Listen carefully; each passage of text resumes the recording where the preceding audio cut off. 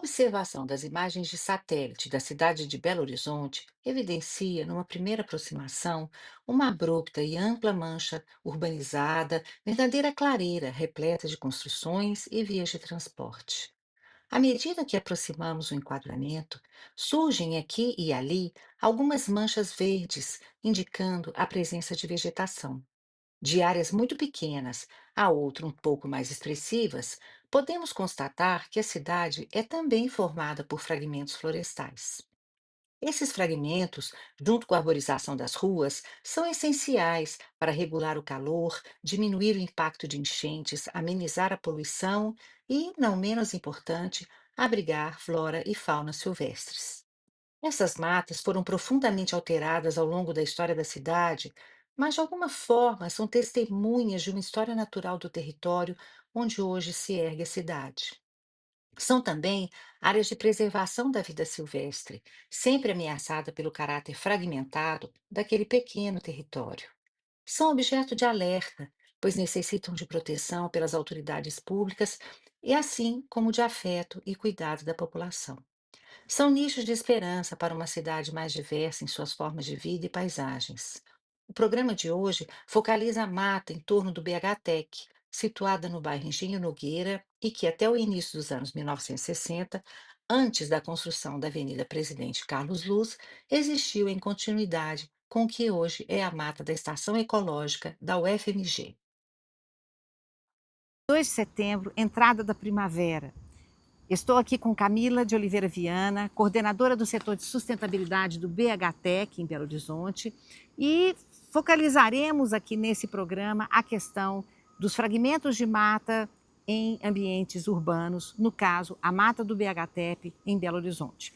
Camila Viana é bióloga, tem mestrado e doutorado na área de meio ambiente e hoje é coordenadora de sustentabilidade do BHTEP. Muito obrigada, Camila, por Obrigada, sua professora. generosidade em conversar conosco. Um prazer. Esse programa faz parte do projeto História da Vida Silvestre na Grande BH, financiado pela FAPEMIC.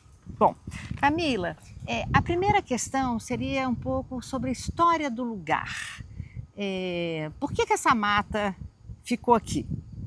Porque temos uma mata no Parque Tecnológico, né? Uhum. O Parque Tecnológico é uma área extensa, né? Que é uma área que pertence, foi cedida pela UFMG. Então, originalmente, essa área integra a Estação Ecológica da UFMG. Lá atrás, é uma área que a gente sabe, né? Assim como a Estação Ecológica da UFMG, que havia uma fazenda ou várias fazendas, uma área que tinha lá na área que está a Estação Ecológica uma olaria. Deste lado de cá a gente percebe ainda, né, andando pela área, essa organização da área enquanto fazenda, né? E aí, com a vinda, né, da via, né, houve essa divisão e a gente tem essa área triangular, né, cercada por vias de trânsito rápido, né, que é a área do BHTEC, assim, Uhum. que tem então uma área de um edifício e uma área que é mais de 70% da nossa área, que é a área de preservação nossa aqui. Então é uma área realmente extensa, né, verde ainda preservada, né? A área total do BHTEC é de 600 mil metros quadrados e 70 mil de mata? Ou são 600 mil metros quadrados de mata? Não, eu acho que são 600 mil Área metros a área total do e parque, 70% disso mas seria a mata. seria a área de Uhum. mata, e aí a gente tem a área que a gente está aqui hoje, né, que tem a presença aí da lagoa, né, de um brejo, que é uma Isso. área que pertence a uma classificação de ZEPAM, né, área PA1, que a gente chama hoje dentro da prefeitura, uma área tombada. E a gente tem também, do um outro lado, uma área que tem o córrego e a gente tem uma área de preservação por causa dessa proximidade de um córrego, o córrego do Mergulhão, que atravessa a nossa área e deságua na Lagoa da Pampulha. Então, esses dois pedaços aí é que compõem a nossa área de preservação. Isso, e aí você tem uma avifauna, uma fauna terrestre e uma fauna digamos assim, aquática também, Exatamente. né? Ligada a essas áreas de rio, É do córrego e da área do córrego e a Aham. área da lagoa, que a gente, né, a gente está numa área muito antropizada, né, professora? Uhum. Então, que é uma área que a gente precisa ainda olhar para ela tentando maximizar, né, todo esse potencial. Mas é uma área muito importante por essa presença de água que é grande, né? É, Então, a gente sabe que tem uma nascente aqui dentro várias da mata. nascentes aqui Aham. dentro da mata, mas a gente tem até uma queda d'água aqui no Engenho Nogueira, né, no bairro que a Aham. gente está, que é do outro lado da avenida aqui. Então, é uma área que a gente vê que lá atrás, né, a gente voltando no tempo, é uma Uhum. área que tinha realmente muitos caminhos de água por aqui, né, com Uhum. cachoeiras, com a presença aí de áreas de concentração de água como brejos e lagoas, mas a área do córrego. Então, a gente tenta, né, fazer esse exercício de Isso. voltar no tempo e observar toda a Essa riqueza história, dessa área, é. que hoje, quando a gente olha, a gente não consegue, né, tem que entrar na mata para Pra voltar entender. no tempo, É, né? certamente a mata é uma mata assim, que foi deixada em repouso após o fim da fazenda. Não é uma mata original de forma Não, alguma, é uma não mata é. muito alterada, mas que de certa forma tem o testemunho de vários momentos de ocupação ou de não ocupação Sim. e que acabam sendo um motivo de esperança também, né? Sim. É um testemunho, é uma esperança e motivo de preocupação, porque ela deve ser preservada, né? Preservada, e a gente entender o que pode ser esse manejo, né? Como que a gente pode trabalhar, então, eu acho que pensando num florescimento ainda maior da área, né? Então, hoje em dia a gente anda muito preocupado com a área do córrego, do córrego e a área da lagoa, do brejo, Aham.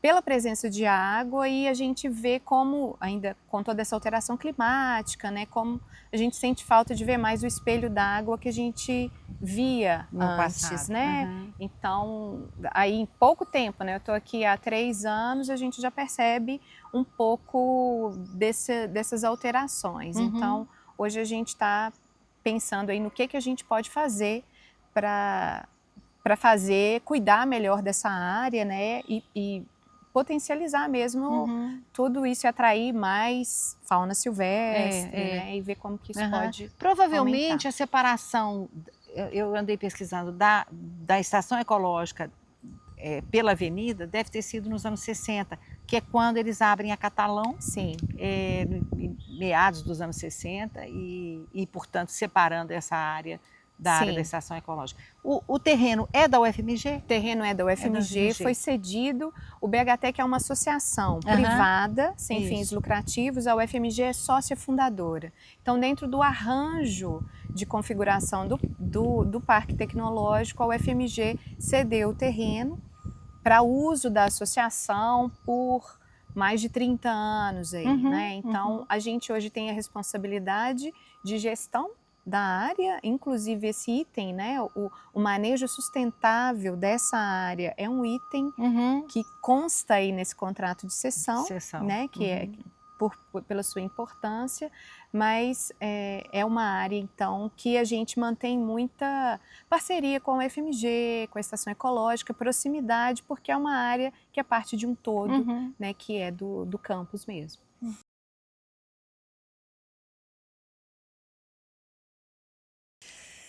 Camila, se a Catalão foi construída nos anos 60, hoje a Avenida Carlos Luz, nós temos uma interrupção da movimentação da fauna terrestre, da avifauna não, né? Que pode ir pela via aérea, mas de miquinhos e outros animais por conta dessa via, Sim. porque eles seriam imediatamente atropelados se arriscassem a ir para a estação ecológica. Seria muito importante, um dos problemas de fragmentos de mata é o isolamento das populações dos animais. Então, nesse sentido, existe algum projeto ou plano ou ideia de se construir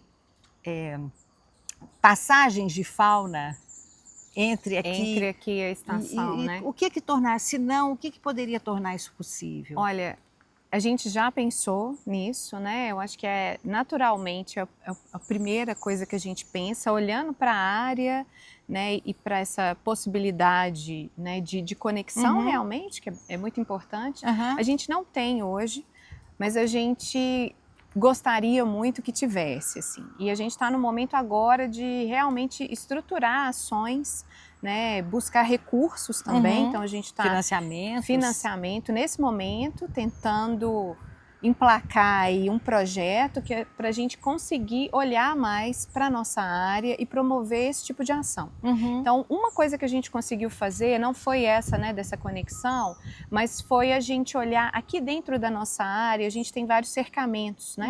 A gente tem o edifício do parque aqui, a gente tem o edifício do Setenano lá, e aqui dentro da área a gente tem algumas cercas que aí foi verificado até pelo pessoal que cuida da área aqui, que os animais... essa presença de grades que prendiam e inviabilizavam o trânsito dos animais dentro da própria área. E essa ação a gente fez até em parceria com a Estação Ecológica, a gente removeu, né, aí veio o pessoal da UFMG até que fez essa remoção de algumas áreas de cercamento críticas para o trânsito da fauna, que não faziam diferença nenhuma na segurança da nossa área. Então, mas que para eles vai fazer falta pelo forrajamento, acesso à água. Exatamente. Então isso a gente fez, acho que tem uns 2 anos, a gente fez essa ação em conjunto. Mas essa macro, né, pensando aí talvez na mastofauna, nesse trânsito para lá, a gente ainda não conseguiu, mas estamos atentos e querendo porque seria ligar 60 hectares a 114. Exatamente, então, mas e o hectare que tem muita água aqui. Então aqui tem mais muita do que água, lá. Mais do que lá. Então eu acho que isso, né, ia ser importante. Ia ser muito importante. Essencial. Exatamente. Então, e para diversificar a reprodução dos animais, né, que possam existir aqui e lá, o encontro, né, de novos casais. De novos casais. Então vamos conseguir. Isso. Há algum levantamento de fauna regular? Existe alguma iniciativa? Regular não. A gente tem algumas pesquisas, né, da UFMG, alunos da UFMG que fazem. Então a gente teve mais recente um levantamento da avifauna, que considerou a área do BHTEC e também a área da Estação Ecológica. E aí foi percebido nesse estudo, né, essa riqueza, a presença de espécies exclusivas aqui na proximidade do nosso brejo. Então, o estudo realmente aponta para a importância dessa área, desse fragmento, nesse contexto, né, aqui da região da Lagoa da Pampulha, pela riqueza de água que a gente tem aqui. Mas a gente não tem isso ainda de uma forma regular. Esse projeto, né, que a gente está aí em busca de recursos, a proposta é que venha dele o recurso para a gente fazer isso, assim, a gente fazer levantamentos da nossa fauna, da nossa flora. Isso. E aí pensar num plano de manejo, né, olhando especificamente aqui para o diagnóstico, e não só de fauna e flora, mas também de alguns aspectos, né, físicos, né, ambientais, outros parâmetros que a gente precisa levantar, inclusive para ter uma autorização, uma área tombada. Né, a gente faz tudo muito junto aí à Secretaria de Meio Ambiente, para a gente conseguir fazer qualquer ação de manejo aqui, a gente precisa disso. De autorização. Então, de autorização. A ideia é que a gente tenha recursos aí em breve para a gente olhar para essa área com todo esse critério assim, científico, né, para a gente conseguir realmente fazer alguma ação. E há pesquisas de TCC, mestrado e doutorado em andamento que foquem essa área aqui? Em andamento, eu acho que a gente tem um estudo, acho que é um TCC que está acontecendo no Córrego. Sempre tem algum estudo começando e terminando. Entendi. A gente sabe desse que foi concluído focando na avifauna. Alguns aspectos de qualidade de água, a gente teve também um já concluído, e recentemente a gente teve aí um pedido para trabalhar a área do córrego, olhando para aspectos de água também. Então, tem alguns em andamento. Existe alguma atuação do projeto Manuelzão no córrego e nas nascentes que estão aqui diretamente presentes? Aqui, assim, no bairro, do meu né? conhecimento, não, assim. Que eles têm mas no eu acho bairro, que no bairro, sim. Por exemplo, na cachoeira, eles têm uma central, um setor que atua ali. Eu acho que a gente pode se aproximar mais, né? Da medicina, estão na medicina. Isso. Pois é, isso. Camila, planos de incêndio. Como é um tipo de ação que possa prevenir aqui a prevenção de acidentes com fogo? A gente tem a ocorrência de incêndios na área muito pela facilidade, né, de acesso vem muito sempre desses pontos próximo às vias. Então é uma questão realmente que a gente tem que ficar atento, e aí uma ação que a gente tenta olhar para ela e fazer uma manutenção constante são os aceros. Então, os aceros é que impedem a propagação do incêndio pela área e impedem dele chegar nas vias, né? Então, segura ali, é uma área que fica limpa. Interrompe o fogo, Interrompe o fogo. A gente tem isso, né, funcionando, essa manutenção em parceria com a UFMG pela extensão da nossa área, e é uma coisa realmente muito importante. Aí dentro do prédio, né, pensando aí na segurança do prédio, a gente tem, né, como se fossem os brigadistas aqui internos, dentro né? existe dentro das construções, sim, é brigada mesmo, brigada de incêndio, eu acho que há treinamentos, que né? há treinamentos, acho que Isso. anuais, né, para a gente conseguir aí, em caso de incêndio, deter qualquer ameaça que chegue ao edifício, né? Talvez fosse bom a gente explicar o que é um acero. O acero é uma área que ela é limpa, ela não tem vegetação, para ela evitar que o fogo se espalhe. Então o fogo fica contido numa área, isso facilita a ação, né? Impede, né? Fica mais seguro e facilita a ação Transforma também. talvez até mais lento a propagação do fogo, Exato. dando tempo para os bombeiros e as brigadas atuarem. Mas é realmente um ponto desafiador. É um ponto desafiador. Agora, na verdade, para todo o Brasil, né? Você falou aí das brigadas, dos funcionários, dos prédios. Eu queria te perguntar qual que é a relação dos funcionários, que são muitos que trabalham aqui, pesquisadores da administração, né, da limpeza, tem muitas pessoas aqui todo dia.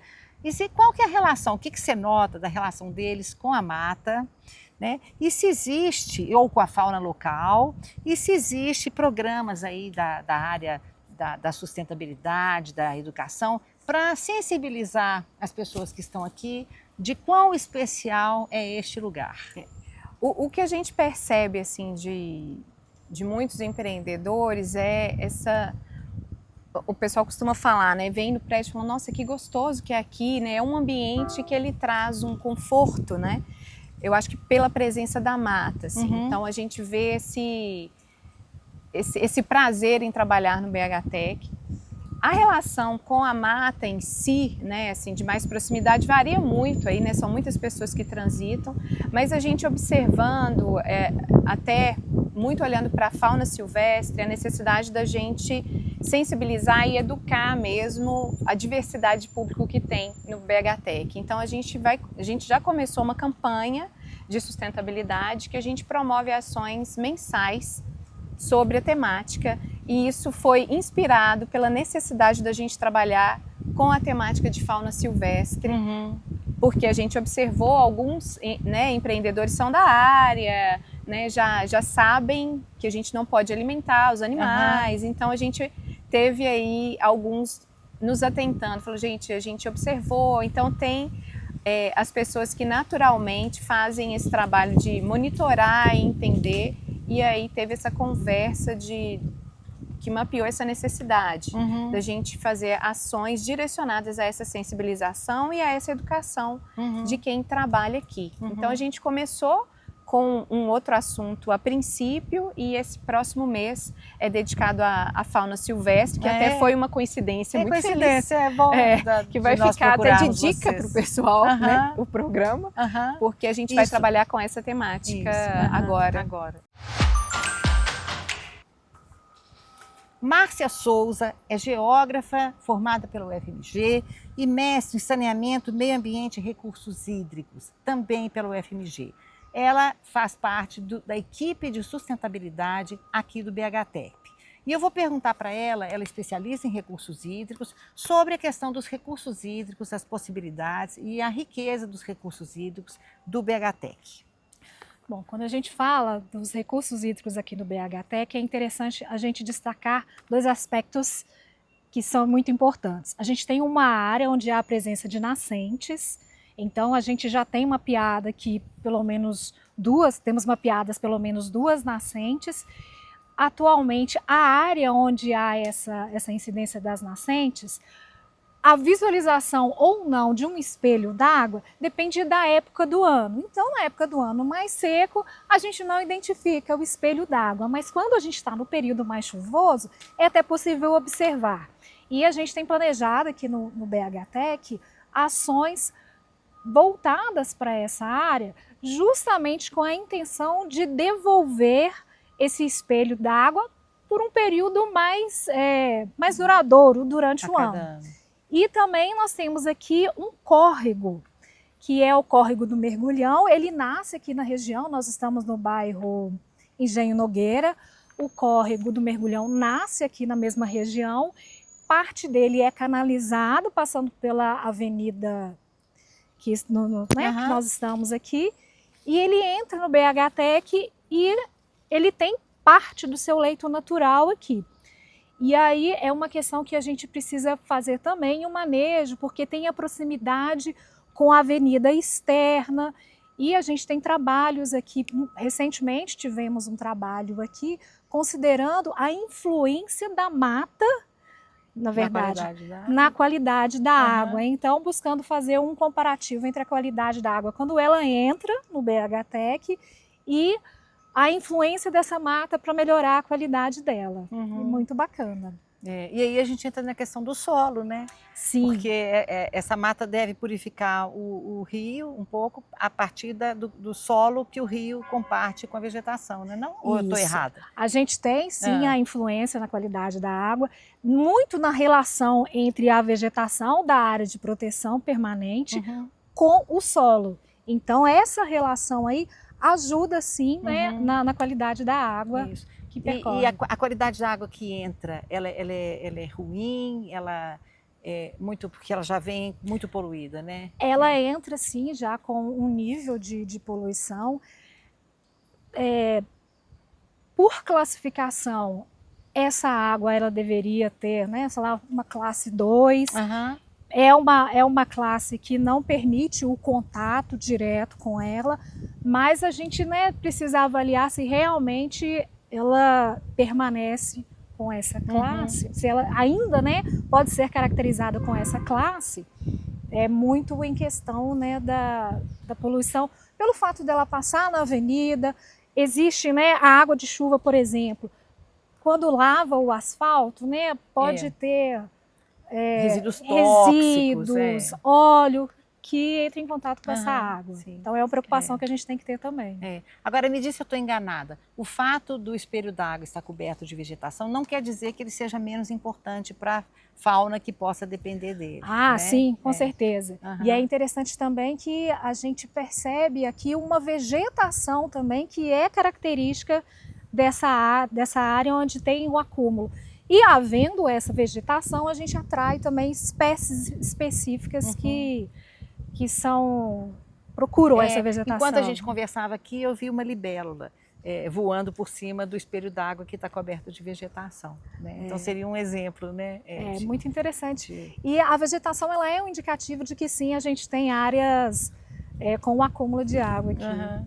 Porque às vezes as pessoas não dão valor a um determinado tipo de paisagem que não se enquadra naquele ideal dela, né, cultural, do que é a natureza. E às vezes a gente tem uma natureza que nos ensina muito mais a sua riqueza e de não ser necessariamente tão paisagística, mas que tem uma importância grande, né? Quer dizer, algumas pessoas vão chamar de brejo e outra pessoa vê como um lugar especial para... Aqui Aqui a gente enxerga como uma área que ela tem sim um acúmulo de água e a gente tem que encarar que a natureza ela é dinâmica, né? Os processos variam ao longo do ano. Então a gente está agora num período de seca. Então a característica ela vai mudar porque é característica do nosso clima mesmo, né? Então vai ter um período mais seco que a vegetação ela vai refletir isso, a vegetação, o solo vai refletir isso. Mas quando a gente chegar lá em dezembro, janeiro, a característica já muda, né? A gente não poderia estar aqui fazendo entrevista porque estaríamos cobertos de barro. Provavelmente teríamos essa situação. E resíduos, gestão de resíduos? Sim, gestão de resíduos. Novamente, eu vou destacar dois aspectos interessantes. Porque nós temos a geração de resíduos, que ela é característica de um empreendimento onde há empresas instaladas, então a gente tem resíduos que são gerados por essas empresas e que a gente faz o manejo, a gente tem cartilhas, diretrizes específicas do BHTEC com relação ao gerenciamento desse resíduo. E no ano passado, por exemplo, nós fizemos um workshop com as pessoas, repassando algumas regras, algumas diretrizes específicas sobre o gerenciamento dos resíduos. E a gente precisa atentar também que nós estamos numa área urbana, né, com avenidas, pessoas transitando, então a gente precisa atentar também para a influência do resíduo que é descartado na rua e de alguma forma é trazido para dentro aqui, até pelo vento mesmo, pela chuva. Ou e pelo córrego. Né? Exatamente, ia destacar isso.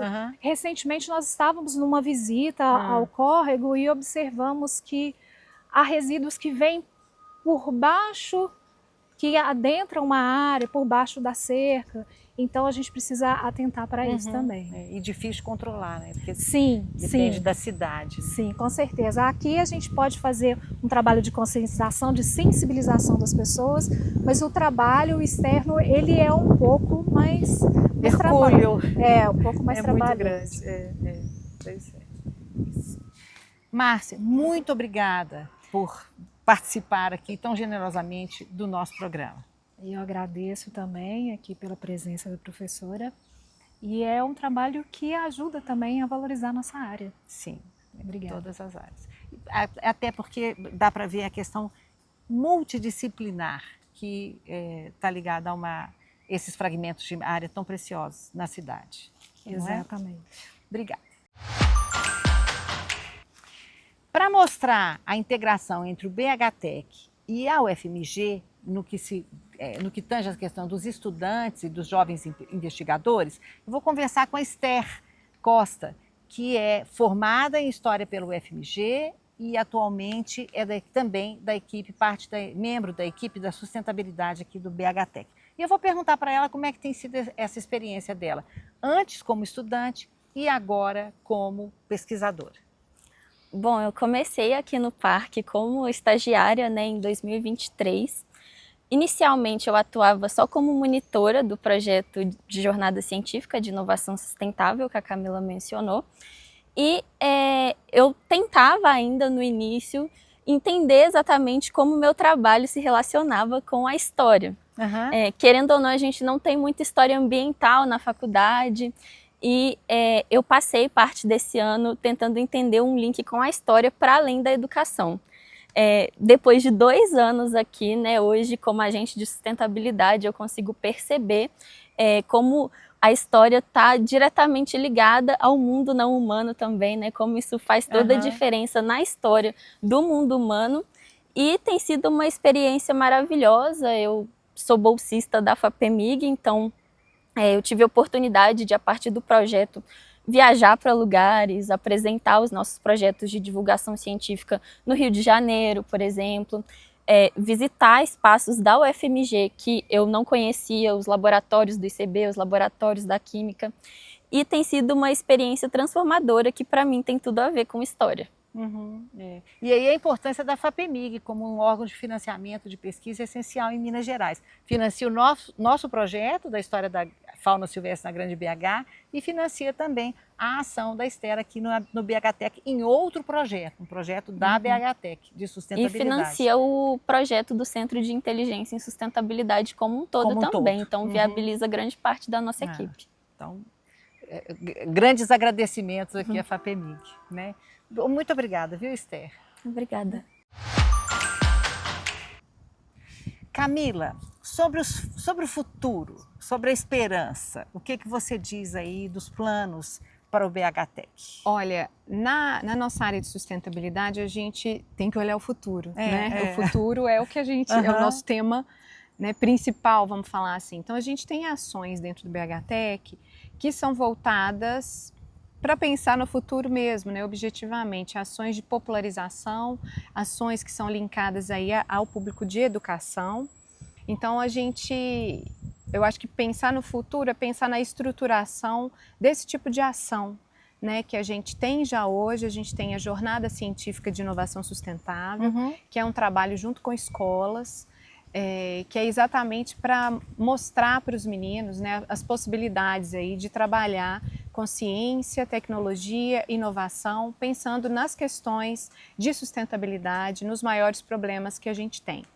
Então, isso é uma coisa que a gente já faz, e a nossa intenção é potencializar isso ainda mais, olhando para a nossa área, com o link de como que a gente pode trazer mais essa área para esse tipo de ação. Então, a gente está aí correndo atrás de recursos para a gente conseguir olhar para essa área e pensar em ações específicas aqui de conservação que considerem que estamos num parque tecnológico. E se estamos num parque tecnológico, o que que a gente pode trazer para esse grupo, né, de estudantes, de pessoas que se interessam pela temática de inovação, de tecnologia, mas que não percebe como que elas podem ser também ferramentas de conservação, de cuidado, né, com o nosso ambiente. Né? E o Porque ambiente imediato, né, dessas pessoas que trabalham nessas exatamente. empresas Então de a gente tem tecnologia. aí planos de realmente trazer mais estudantes, mais pessoas para dentro dessa área, com uma organização ainda maior e ações estruturadas para a gente trazer esse tipo de reflexão, né? Como que tipo de soluções que a gente tem aqui que linkam exatamente com esses desafios, e que desafios são esses e que soluções que a gente pode ter, né? Que podem um dia estar aí no Parque Tecnológico também, mas que virão aí desse público novo, né? Que tem muito também a contribuir aí para jovens investigadores e inovadores. exatamente, né, do futuro, né, mesmo, né, das crianças e de quem está aí. Então, a nossa ideia é seguir nessa linha e trazer mais potência ainda para a sinergia da preservação, da conservação com a área de inovação, que é o Parque Tecnológico. Muito trabalho pela frente. Muito trabalho, muito trabalho. Muito trabalho. É isso, mas vai dar certo. Vai dar certo. Obrigada, professora. Obrigada, Camila. Muito obrigada.